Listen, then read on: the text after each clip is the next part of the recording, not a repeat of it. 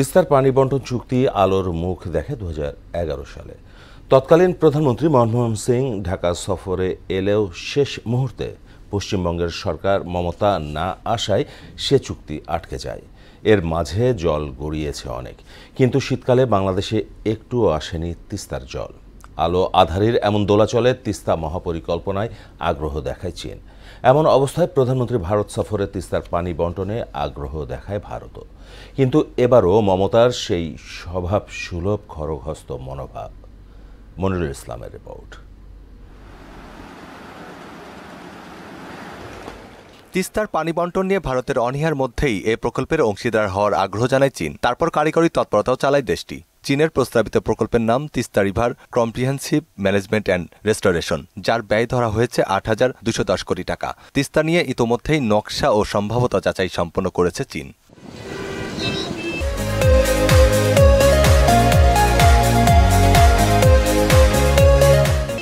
চীনের এ মহাপরিকল্পনায় তিস্তার দুই পারে থাকছে ২২০ কিলোমিটার গাইড বাঁধ। পরিকল্পিত স্যাটেলাইট শহরের পাশাপাশি থাকবে নদী খনন ও শাসন ব্যবস্থা। নেওয়া হবে ভাঙন প্রতিরোধে টেকসই ব্যবস্থাও। পানি সংরক্ষণ করে সেচ প্রকল্প ও মাছ চাষের ব্যবস্থাও থাকবে। পাশাপাশি আধুনিক পর্যটন কেন্দ্র ও সমুদ্র সৈকতের আদলে করা হবে মেরিন ড্রাইভ।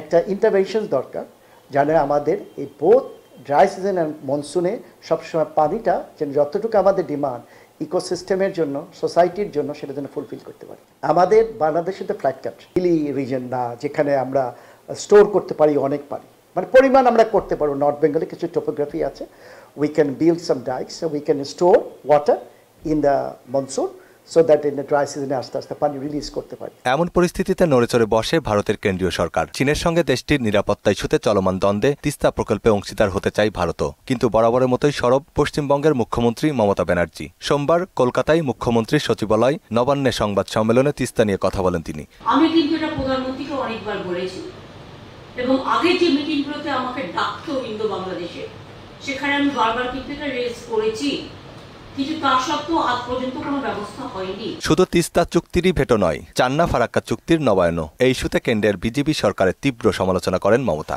মেন পার্টি হচ্ছে আমরা, কিন্তু যখন এগ্রিমেন্ট বা কথা যেটা হলো আলোচনা বাংলাদেশ এবং ইন্ডিয়ার প্রধানমন্ত্রীর সাথে, আমাদের কাউকে জানানো হলো না। খুব আনফরচুনেট। আবার বলছে তিস্তার জলও দিল, তিস্তায় জল আছে তাই দেবে, তাতে উত্তরবঙ্গের একটা লোক খাওয়ার জলও পাবেন। বর্ষার জল দেখে যেন গ্রীষ্মের জলের কথা আমরা না ভাবি। ভারত বাংলাদেশের মধ্যে ফারাক্কা চুক্তির নবায়ন নিয়ে দিন কয়েক আগেও নেতিবাচক মতামত দিয়ে কেন্দ্রীয় সরকারকে চিঠি লিখেছেন পশ্চিমবঙ্গের মুখ্যমন্ত্রী। আমাদের না জানিয়ে আবার বলছে আবার ফারাক্কা চুক্তি রিনিউ করবে এবং বিহারে বসে যায়। মনিরুল ইসলাম, মোহনা সংবাদ, ঢাকা।